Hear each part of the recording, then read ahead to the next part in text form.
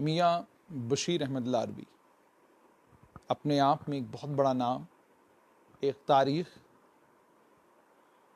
गुजरों के सियासी भी और मजहबी रहनुमा भी। एक वो शख्सियत जिस शख्सियत का जब किसी महफिल में जाना होता तो रौनक महफिल मियाँ बशीर अहमद लारवी हुआ करते थे।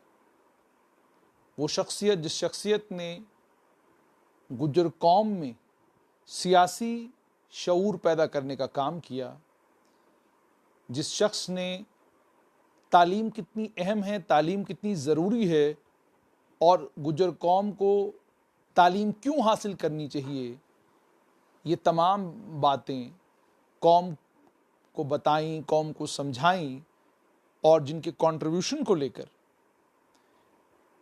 गुज्जर बिरादरी से ताल्लुक़ रखने वाले वो तमाम लोग जो इस वक्त अहम ओहदों पर फाइज हैं, ये बात मानते हैं और ये बात कहते हैं कि मियाँ बशीर अहमद लारवी बहुत हद तक हमारी ज़िंदगियों का रुख बदलने में, हमारी सोच, हमारी समझ और चीज़ों को लेकर हमारे देखने के नज़रिए को बदलने में बहुत बड़े हद तक वो शामिल थे। मियाँ बशीर लारवी अपने आप में एक बहुत बड़ा इनकलाब थे और कमाल उस शख्सियत का ये है कि कंगन कश्मीर से लेकर पुंछ के बालाई इलाकों तक और पुंछ से लेकर बानिहाल के पहाड़ों तक शायद ही कोई ऐसा गुज्जर कबीला होगा, शायद ही गुज्जर बकरवाल इस कबीले से ताल्लुक़ रखने वाला कोई फ़र्द वाहिद होगा जो मियाँ बशीर लारवी की शख्सियत से वाकिफ़ नहीं। आज वो हमारे बीच में नहीं। बहुत सारे लोग कहते हैं कि तारीख़ के एक अहम बाब का इख्तिताम हुआ, तारीख़ का एक अहम बाब मुकम्मिल हुआ। इस जहान फ़ानी से सबको जाना है, लेकिन जिसके जाने पर हज़ारों नहीं करोड़ों आंखें अश्कबार हों, वैसी शख्सियत थे मियाँ बशीर अहमद लारवी। मेरे साथ इस वक्त गुज्जर बकरवाल इस कबीला से ताल्लुक़ रखने वाले वो शख्सियत जिसने इस कबीले की तारीख़ से लेकर यानी माजी से लेकर हाल तक की तमाम जितनी भी चीज़ें हैं उनको यूट्यूब के ज़रिए, अपनी लिखाई छपाई के ज़रिए और अपनी कोशिशों के ज़रिए दुनिया के कोनों कोनों में पहुंचा दिया और इस वक्त Jammu Kashmir academy of art, culture and languages में एक अहम ओहदे पर फाइज हैं। और दूसरी तरफ गुजरों से जुड़ा हुआ एक इंस्टीट्यूट भी, उस इंस्टीट्यूट की भी देख रेख कर रहे हैं और उसके ज़रिए बहुत सारे रिसर्च का काम भी कर रहे हैं। मेरे साथ हैं जावेद राही। जावेद साहब, सबसे पहले मुझे ये बताइए कि मियाँ बशीर अहमद लारवी का जो इंट्रोडक्शन मैंने दिया, मैं तो समझता हूँ कि नामुकम्मिल है, लेकिन आपके ज़रिए ये जानना चाहूँगा कि कितना बड़ा नुकसान है गुज्जर और बकरवाल कबीला के लिए। एक बहुत बड़ी शख्सियत कि जिसे ना सिर्फ हिंदुस्तान, पाकिस्तान और अरब ममालिक में जो हमारे लोग यहाँ से गए हैं और ख़ास तौर पे बरतानिया में इनके चाहने वालों की मतलब तादाद जो है वो ना सिर्फ गुजरों में है बल्कि और जो डाउन ट्रोडन लोग हैं उनके अंदर हैं। और उनके चाहने वालों में असल में लिगेसी उनकी जो है वो बाबा जी साहब लारवी, मियाँ अबैदुल्ला लारवी जो उनके दादाजी थे, वो जो है वो हज़ारा की तरफ से यहाँ आए और वो एक सूफ़ी मंश दरवेश थे और बहुत सारे हमारे कबीले के लोगों ने उनको पालकी में उठा के लाया और उनको कहा गया था मुर्शिद की तरफ से कि आप जाएं, और फिर एक जगह बताई गई थी और वो जगह जो है आज जहां उनका मज़ार है वांगत बाबा नगरी में, वो जगह जो है उनको लगा कि ये जगह बताई गई है और वो वहाँ बैठे और उन्होंने पूरी ज़िंदगी मुजाहिदा किया, कब्र में बैठ बैठ के चिल्ले काटे और एक दुनिया जो है वो उनके नाम के ऊपर मरती है, बाबा जी साहब के नाम के ऊपर। उनके जो फर्जंद थे मियाँ निज़ामुद्दीन कयानी उनके मुर्शद थे बाबा जी साहब के, और मियाँ निज़ामुद्दीन जो थे उन्होंने अपने बाबा जी साहब ने अपने बेटे का नाम भी उनके नाम पे मियाँ निज़ामुद्दीन रहमतुल्लाह अलैह जो चले गए। जो फर्स्ट गुज्जर जाट कॉन्फ्रेंस जब 1931 में बनी, तो जो गुजरों में जागृति लाने के लिए तो मियाँ निज़ामुद्दीन साहब उसके सरपरस्त आला मुकर्रर हुए और उन्हीं की तरफ से पूरे जम्मू कश्मीर में ये तहरीक चलाई गई। ये उनके बेटे थे और बाबा जी साहब के पोते थे। और फिर इस लेगेसी की वजह से कि उनके साथ एक उस ज़ियारत के साथ तमाम गुजरों की, चाहे वो कबीला यहाँ रहता हो, सरहद पार रहता हो, किसी भी जगह रहता हो, उनका एक ना इस ज़ियारत के साथ जुड़ा हुआ है। दूसरे लोगों का भी, जो हमारे साथ दूसरे लोग रहते हैं, उनका भी जुड़ा हुआ है। तो एक तरह से बाबा जी साहब, एक जो इनके दादा थे वो एक बड़े राइटर थे। उन्होंने मलफूज़ात निज़ामिया लिखी, उन्होंने उनकी सीआरफियाँ हैं, उनका बहुत सारी किताबें लिखी। उन्होंने मुंशी रखे हुए थे जो लिखते थे। तो उसके बाद मियाँ निज़ामुद्दीन साहब एक बहुत बड़े शायर थे जिन्होंने गोजरी का बुनियादी तौर पे जो शुरुआती गोजरी आई है तो उसमें उन्होंने शुरुआत की। अथरुआ ना पूछे कोई दसो कि तू आवें तम, कट गया रात कलेजा बिचों पानी क्यों बनावें तम। तो उन्होंने शुरू किया और एक काफिला गुजरों का आ गया जिन्होंने गोजरी में, पंजाबी छोड़ के गोजरी में लिखना शुरू किया। उससे पहले लोग पंजाबी में लिखते। तो उनके घर पे मियाँ बशीर साहब पैदा हुए। मियाँ बशीर साहब खुद फरमाते थे, मैं बहुत सारी मजलिसों में उनके साथ था, मुझे बहुत खुशकिस्मती है कि उनके पास रहने का, उनके नज़दीक रहने का मौका मिला काफ़ी टाइम। एक दिन मैं मतलब मुझे याद है कि मैं अल्ताफ़ साहब को मिलने के लिए गया। अब मैं सोच रहा था कि मतलब अल्ताफ़ साहब ने कहा कि कहीं चलना है तो आप वहाँ आ जाइए, गुजर नगर में रहते थे। अब मैं नीचे खड़ा हूँ और मैं ये सोच रहा हूँ कि भूख भी लगी हुई है तो मैं क्यों ना कुछ खा लूँ, और तब तक अल्ताफ़ साहब आ जाते हैं। इतने में मियाँ बशीर साहब आए, वो गाड़ी खुली, जो ही अंदर आए तो मुझे देखा, मुझे साथ लिया, तो उसने कहा इस लड़के को कुछ खिलाओ, मतलब जावेद राई को कुछ खिलाओ, बुलाओ लाओ मेरे सामने। मतलब उनको वो मेरा मतलब पहली दफ़ा ना कुछ ऐसे इंट्यूशन जैसे उनको थी कि मेरे, तो उसके साथ पूरी लोगों की बहुत सारी आस्थाएं हैं उनके साथ, मतलब वो बहुत सारी चीज़ें जानते थे। वो सूफ़ी वो ऐसे नहीं थे। तो बचपन में कहते हैं मुझे मेरे साथ काफ़ी उनका दस्ते शफ़क़त मेरे ऊपर रहा। कहा कि बीमार हो गए और ख़ुद मियाँ साहब ने जो है वो उनको ज़ुबान अपनी से बोसा दिया और कहा कि तू लंबा जिएगा। और आप देखें 98 ईयर एज एक कोई मामूली बात नहीं होती, और सब लिखी पड़ी है। ऐसा नहीं है कि मियाँ साहब के बारे में कोई चीज़ लिखी हुई, उन्होंने खुद डायरियाँ लिखी अपनी, पूरी ज़िंदगी जो गुजारी, कोई किसी के साथ कोई भी कारोबार किया, कोई उन्होंने फैसला लिया, लिख के रखा है। एक ये मियाँ बशीर की बात, मियाँ बशीर साहब एक अच्छा, फिर इन्होंने जो अपना मियाँ निज़ामुद्दीन साहब वफ़ात पा गए, शेख अब्दुल्ला साहब ने उनकी नमाज जनाजा अदा की। तो ये जो है असेंबली में आए 1967 में पहली बार। फिर इनको 71 में जो है वो मिनिस्टर बना दिया गया, डिप्टी मिनिस्टर। फिर ये उसके बाद 72 में दोबारा चुने गए। 72 में चुनने के बाद ये MOS बने, मिनिस्टर ऑफ स्टेट। पहले में डिप्टी मिनिस्टर बने शेख साहब के दौर में। फिर इन्होंने किन्हीं वजहों से रिज़ाइन किया और 77 में ये दोबारा चुने गए। तो उसके बाद ये कोई मतलब लगभग ये रहा इनका पूरा टेन्योर, 4 दफ़ा ये असेंबली में चुने गए, मंत्री रहे। फिर इन्होंने छोड़ दिया और मियाँ जैसे मियाँ अल्ताफ़ साहब ने फरमाया खुद ही कि उन्होंने कहा कि मैं नहीं लड़ूंगा इस बार, एक छोटे लड़के को लड़ाऊंगा। तो उन्होंने अल्ताफ़ साहब का नाम दिया। तो वो जो टिकट देने वाले थे, अल्ताफ़ साहब ने मेरे साथ एक इंटरव्यू में कहा कि वो हैरान हो गए कि ये कैसे लड़ेगा।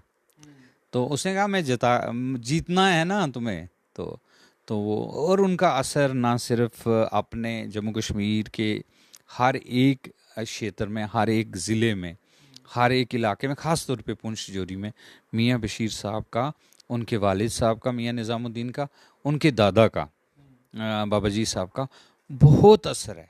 बहुत आपसे जानना चाहूँगा कि यूँ कहा जाता है कि मियाँ बशीर लारवी सिर्फ कंगन तक महदूद नहीं थे, क्योंकि जाहिर सी बात है घर उनका कंगन में ही है, लेकिन असर जो है वो आपको रामबन के अजला में भी मिलता है, किश्तवाड़ में भी मिलता है, रजौरी पुंछ में तो जाहिर सी बात है वहाँ पर बहुत बाअसर हैं वो। तो ये कैसे मुमकिन हो पाया, क्योंकि ना तो कभी उनने यहाँ से इंतखाबात लड़े, ना कभी यहाँ से क्या कहते हैं एमएलए या एमपी बने, सब कुछ तो वादी कश्मीर से हुआ। तो ये असर यहाँ किस तरीके से? नहीं, दराल से भी लड़ा उन्होंने एक बार, 77 में उन्होंने दराल से भी इलेक्शन लड़ा, और जबकि वो इस इलाके के नहीं से भी वो कहीं से भी अल्टरनेट वो कहीं से लड़ सकते थे। वो मेंढर से लड़ सकते थे, वो हवेली सुनकोट से लड़ सकते थे, कोई कॉन्स्टिट्यूंसी पुंछ जोरी की आप बताओ कि जहाँ से, या कोई भी जो गुज्जर इलाका है कहीं कहीं से भी लड़ सकते थे। मतलब उसको उनमें इतनी इतनी वो, और दराल से उन्होंने क्या वजह थी? कुछ मतलब पॉलिटिकल राइवलरी की वजह से वहाँ पे, क्योंकि एक अब तारीख क्योंकि उलट पुलट चुकी है, तो अगर उन पे बात करेंगे तो उससे थोड़ा सा जो हाल है उस पर फ़र्क पड़ता है। तो किन्हीं वजहों से उनको जाना पड़ा दराल में, और दराल में लड़ना पड़ा, और दराल से जीत के वो। लेकिन नहीं, मैं ये पूछ रहा हूँ कि असर मतलब सियासी तौर पर आपको के लिए लगभग नामुमकिन है कश्मीर के आदमी के लिए कि वो डोडा आके कोई, ये तो डॉक्टर फारूक अब्दुल्ला साहब भी कहें कि मैं जाके डोडा लड़ूंगा, तो बड़ा मुश्किल होगा वहाँ आम आदमी को कन्विंस करना कि जनाब हमें वोट दीजिए, क्योंकि वो ये जहन में लाएगा पिक्चर कि भाई ये तो रहने वाले फलां जगह के हैं, तो यहाँ कैसे ये जीत सकते हैं। तो लेकिन मियाँ बशीर साहब का में क्या वो खसूसियत थी जो दरहाल के लोगों ने भी उन्हें कहा कि ठीक है जी बिस्मिल्लाह आप आएँ यहाँ पे इंतखाबात यहाँ से लड़ें, हम आपको जितवाएं? नहीं, वो मतलब वो सियासी लीडर से कहीं ज़्यादा ऊंचे थे। उनका एक अपना असर था। मैं आपको बोलूं कि ना सिर्फ उनका मतलब एक एक हल्का जो है ना सूफिया का, ये नक्शबंदी सिलसिले के साथ थे, और नक्शबंदिया सिलसिले की इन्होंने तरवीज, और जो सूफियों का है सिलसिला उसी में ये रहे। और फिर ये कि मतलब ये हट के थे ना, ये वो पॉलिटिकल लीडर जो जो आपको दिखाई देते हैं उनसे थोड़ा हट के थे, कि मतलब किसी के लिए खड़े हो गए तो खड़े हो गए। बहुत ही बाजुरत, बहुत ही बाजुरत, और बहुत ही सच बोलने वाले, बहुत नड्डर लीडर थे। और एकदम से मतलब उन्होंने फिर पॉलिटिक्स उनको लगा कि किसी पॉइंट पे कि मतलब मेरे इस सूफी सिलसिले के साथ ना पॉलिटिक्स की टकराव हो रही है, इसलिए उन्होंने छोड़ दिया। कोई भी आदमी पॉलिटिक्स छोड़ने के लिए तैयार नहीं है। वो एंड तक चाहता है कि मैं लड़ता रहूं, और एंड तक।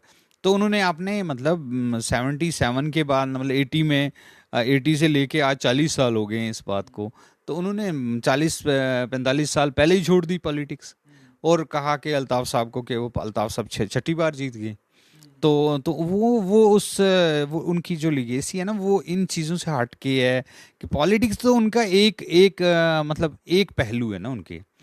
बाकी पहलू हैं कि लोगों के साथ हमदर्दी। देखो 1965 में 1971 में लोग उजड़े, लोगों को जंगों की वजह से, खासकर हमारे गुजर बकरवाल कबीले को बहुत दिक्कत आई, बहुत सारे। तो इन्होंने काम किया लोगों में जाके, और ना सिर्फ ये कि गरीब गुरबा के लिए और ऐसे लोगों के लिए कि जिनका कोई पुरसाने हाल नहीं है, खड़े हो जाते थे, चले जाते थे। फिर इनकी जो एसोसिएशन रही नेहरू जी के साथ, इंदिरा गांधी के साथ, कि मोहतरमा इंदिरा गांधी जो है वो लद्दाख आई तो उन्होंने कहा मेरा भाई कहाँ है मियाँ बशीर। और अमेठी में आज़ाद साहब ने खुद बोला कि वहाँ गुजरों को, जहाँ से वो इलेक्शन लड़ती थी, वहाँ गुजरों का बहुत बड़ा असर था, तो मियाँ बशीर साहब वहाँ जाया करते थे।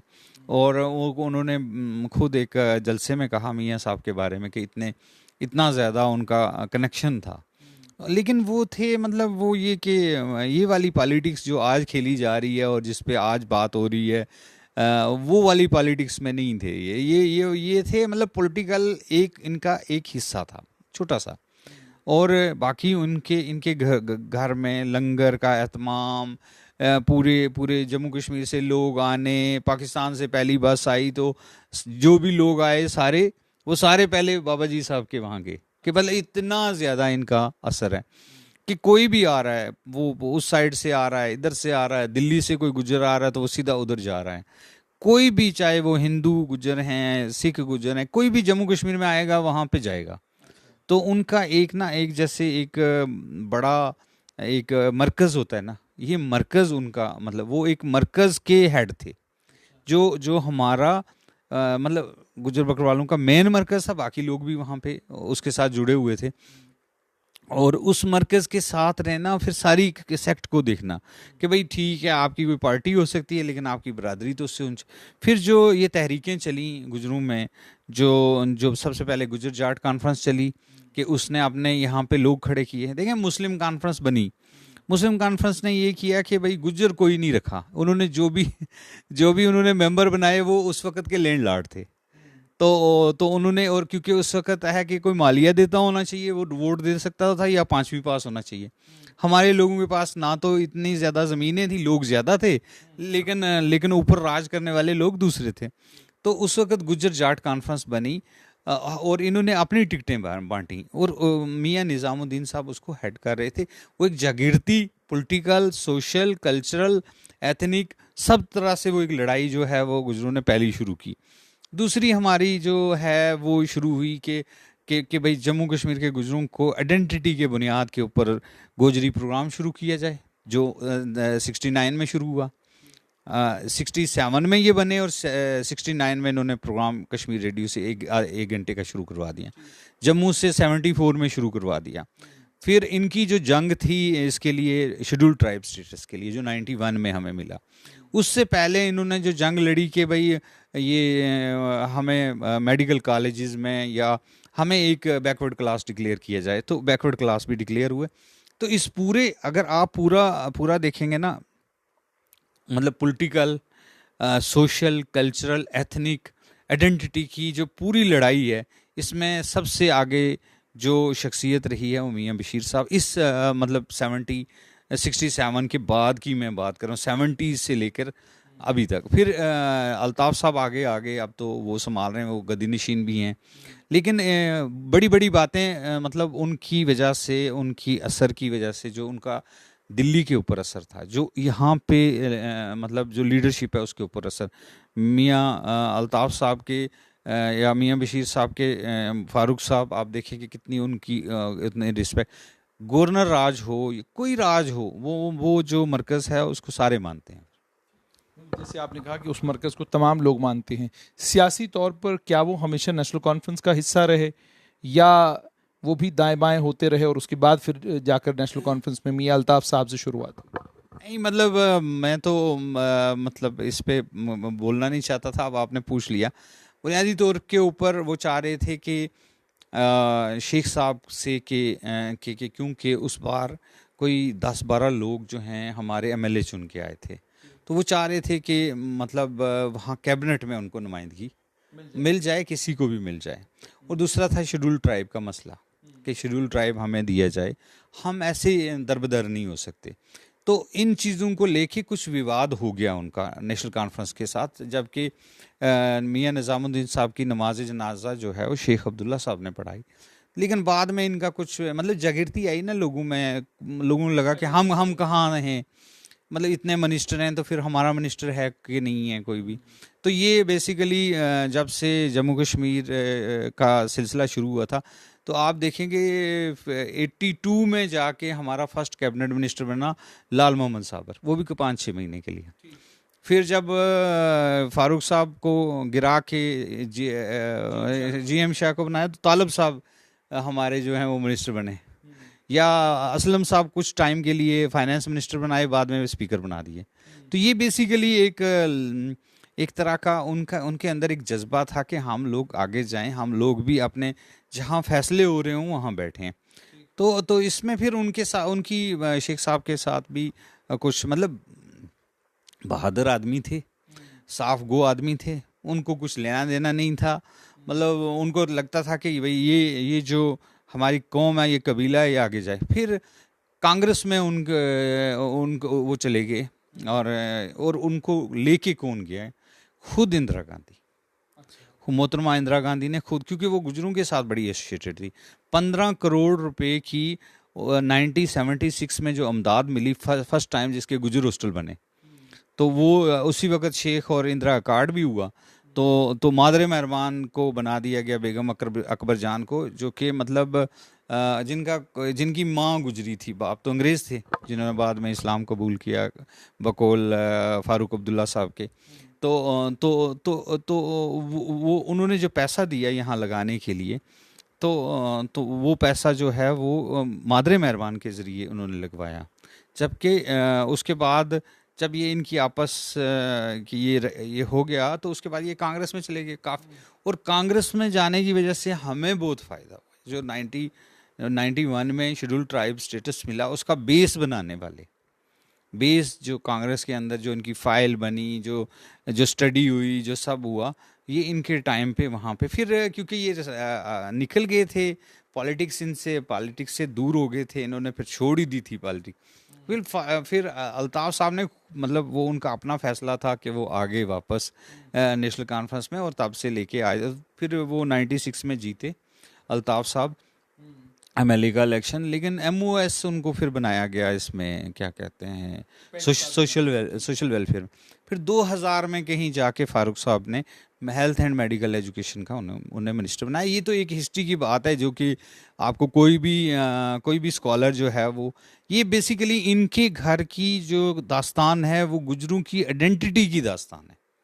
वो कहीं ना मतलब वो उनकी अपनी घर की दास्तान नहीं, वो हमारी सब की दास्तान है कि मतलब जो हमारी स्ट्रगल थी, चाहे वो हमारी कैबिनेट में आने की स्ट्रगल हो, चाहे वो हमारी ST स्टेटस की हो, चाहे हमारे कल्चरल एकेडमी में शोभा खोलने की हो, चाहे रेडियो पे शोभा खोलने, ज़ुबान की रिकग्निशन, कोई भी रिकग्निशन कहीं भी, तो मियाँ साहब फिर भी मतलब बावजूद इसके कि वो इन पार्टियों शार्टियों से ऊंचे थे, मतलब वो इन पार्टियों मतलब वो पार्टी इनसे छोटी लगती है मुझे, क्योंकि उनका इतना असर है, मतलब वो कहीं भी जाएंगे लोग उनके नाम पे मरते हैं। बिल्कुल, आखिर में जावेद साहब आपसे जानना चाहूँगा कि मियाँ साहब अब हमारे बीच में नहीं हैं, अल्लाह उनको जन्नत में जगह दे, लेकिन मुझे ये बताइएगा कि ये कितना बड़ा नुकसान है गुजर बकरवाल कबीले के लिए, और क्या मियाँ अल्ताफ़ साहब वो तमाम चीज़ें कर सकते हैं जो उनके अब्बा मरहूम मियाँ बशीर अहमद लारवी ने अपने पूरे वक्त में किया, या जो आबा व अजदाद ने उनके कंट्रीब्यूट किया है गुजर और बकरवाल ये जो कबीला है, इस कबीले की फलाह बहबूद के लिए। क्या आपको लगता है कि मियाँ अल्ताफ़ अपने अब्बा के नक्श कदम पर चल पाएंगे? क्या वो सब कुछ रेप्लिकेट कर पाएंगे जो मियाँ बशीर साहब लारवी कर गए? देखिए, जो मियाँ बशीर साहब ने अपनी लेगेसी छोड़ी है पीछे, मतलब और उनके जो आबा व अजदाद थे, एक मतलब एक तरह का एक बड़ा नक्श है गुजरों का। अगर आप एक अगर बड़ा सा नक्शा बनाएंगे, उसमें जो ड्राइविंग फोर्सेस हैं, जो मेन फोर्सेस हैं, जो जो जो जो ऐसी फोर्सेस हैं जिनसे सारा हर तरफ से तार हिलती है, वो मियाँ साहब, चाहे मियाँ निज़ामुद्दीन रहे हों, बाबा जी साहब तो खैर थे सूफ़ी, बड़े पाए के सूफ़ी, और उसके बाद जो अल्ताफ़ साहब आए हैं, मैं समझता हूँ कि अल्ताफ़ साहब में भी एक जुर्रत रिंदाना है। मैं आपको बोलूँ, अगर आपको ऑनेस्टी देखनी है पूरे जम्मू कश्मीर में, हमने कहा कि आप ना गुजरों को देखना चाहते हो, हमारा जो नुमाइंदा है देखने के लिए, टेस्टिंग होता है ना, जब कहीं जब कोई एक चीज़ ले जाते हैं कि चलो टेस्ट करो, मैंने कहा वो अल्ताफ़ साहब हैं कि ऑनेस्टी उनके मुकाबले की कोई कर नहीं सकता, शराफत उनके मुकाबले की, और डायनेमिक काम करने में उनके मुकाबले का कोई बंदा, मतलब काम उनके अपने इलाके में जाइए, आप अपने लोगों में जाइए, उनका कितना नाम है, काम भी कर सकते हैं, और ऊपर से उनको जो जिम्मेदारी मिली कि वो वहाँ ज़ियारत के गद्दी नशीन भी हैं, कि उनको बना दिया गया गद्दी नशीन पे। मैंने एक दफ़ा उनका इंटरव्यू लिया, उनमें मैंने पूछा कि आपको गद्दी नशीन भी बनाया गया है, आपको सियासत में भी हिस्सा मिला है, आपको वलायत में भी हिस्सा मिला है। उन्होंने कहा बाबा जी साहब जिसको चाहें उसको देते हैं। और उन्होंने बोला कि मतलब मैंने इंटरव्यू लिया, मैंने बोला कि 40 मिनट का इंटरव्यू है, 10 मिनट का काटना पड़ेगा क्योंकि हमारा प्रोग्राम जो है वो आधे घंटे पे जाएगा। तो उन्होंने कहा कि जो मैंने बाबा जी साहब के बारे में बोला है वो नहीं काटना, बाकी जो मर्जी है काट लो।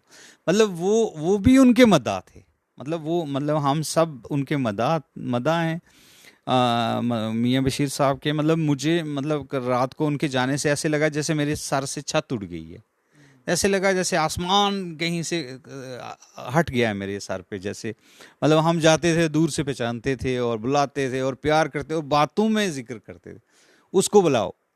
अच्छा फिर जाना, फिर उनको सुनना। मैं देखें KD मैनी साहब, अच्छा मैं और हसन परवाज साहब, हम लोग लगातार उनके पास जाते थे, सुनते थे, लिखते थे उनके लिए। बहुत सारी चीज़ें उन्होंने बोली हैं और पुरानी डायरियाँ देखें जी, 3 शौक उनके बड़े इंपॉर्टेंट थे, एक डायरी लिखने का, एक किताबों को एडिट करने का, कि जो शायरी, खुद भी शायरी की और जो शायरी जो बेहतरीन शायरी हुई है ना गोजरी में, और उनके घर के साथ जो जुड़े हुए दरवेश थे जो शायरी करते थे, उनकी एक ना नीर समुंदर एक सिलसिला है 7 किताबों का, बड़ी बड़ी 500 1000 सफ़े की किताबें हैं वो। तो एक तो उन्होंने एडिटिंग की, और उसके साथ साथ उनका घुड़सवारी का शौक था। दुनिया का जो बेहतरीन घोड़ा होगा ना, बस उनको ना घोड़े में है ना एक मन घोड़े के अंदर, वही अल्ताफ साहब में, वही मियां मेहर अली साहब में, कि घोड़ों के साथ और जानवरों के साथ, और जैसे हमारा खाना बदोश लोगों का और ट्राइबल का होता है कि भाई एनिमल्स के साथ, मतलब कोई भी एनिमल बैठा हुआ होगा, हम उसको एनिमल की नज़र से देखेंगे कि भाई ये कितना खूबसूरत है, ये गाय कितनी खूबसूरत है, मतलब उसी तरह से वो घोड़ों को देखते थे, और घोड़ों में उनकी बड़ी दिलचस्पी थी। आप देखें घोड़ों के बारे में वो इतना बोलते थे, इतना।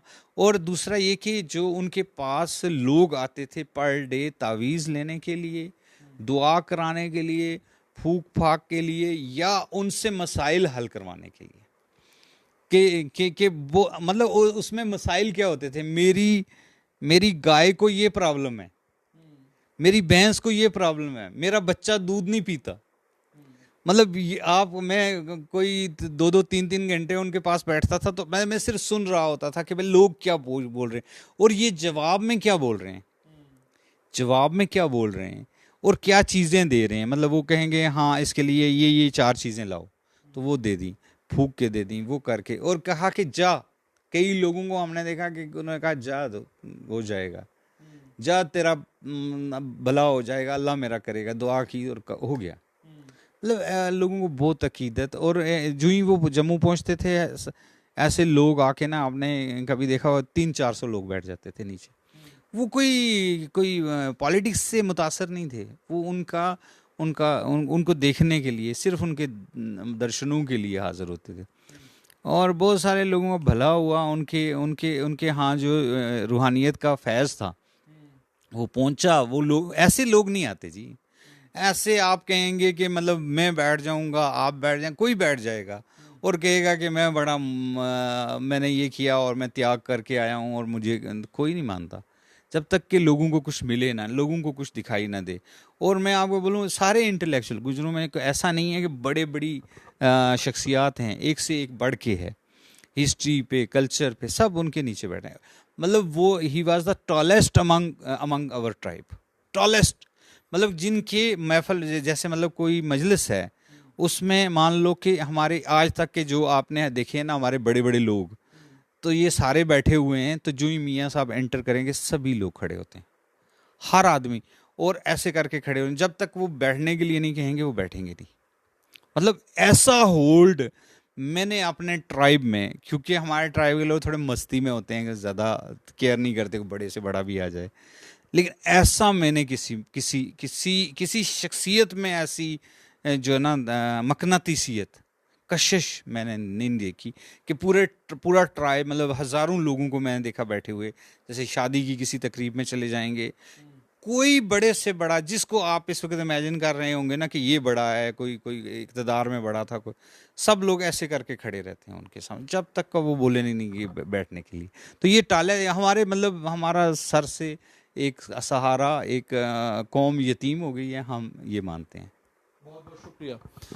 तो ये थे डॉक्टर जावेद राही, मियाँ बशीर अहमद लारवी को लेकर इन्होंने एक बात कही कि यूं लग रहा है जैसे सर के ऊपर से छत चली गई, यूं लग रहा है कि नंगे आसमान के नीचे आ गए, क्योंकि वो शख्सियत इस पूरी कौम को बांध के रखने में, जिसको हुनर हासिल था, जिसको अल्लाह ने वो अता किया था, कि पूरी कौम खिंची चली आती थी, वो शख्स अब गुज्जर बकरवाल कौम के बीच में नहीं। लेकिन शख्सियात चली जाती हैं, मगर शख्सियात का किया हुआ काम लोगों के बीच में ताक़यामत रहता है।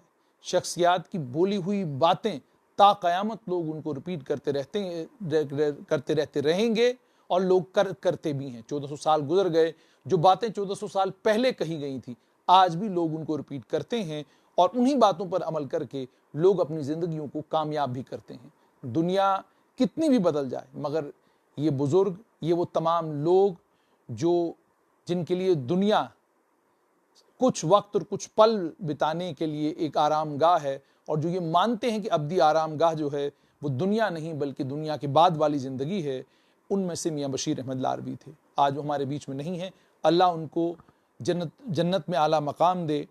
और ये भी इंशाअल्लाह मुझे उम्मीद है कि मियाँ बशीर अहमद लारवी जिस जगह पर गुज्जर बकरवाल कौम को छोड़कर चले गए हैं, उस जगह पर बैठना और वहाँ से इस कौम की रहनुमाई और रहबरी करना बड़ा मुश्किल काम है, आसान काम नहीं। और ख़ासकर आज के दौर में, आज के वक्त में, जब उस तरह की मोहब्बत, उस तरह की शफ़क़त, उस तरह का एहतराम बहुत कम रह गया है। लेकिन उम्मीद और तवक्का ये कि उनके बेटे मियाँ अल्ताफ़ जो सियासत में भी हैं और अब गद्दी नशीन भी हैं, मियाँ बशीर अहमद लारवी का छोड़ा हुआ काम जो है वो मुकम्मल करेंगे।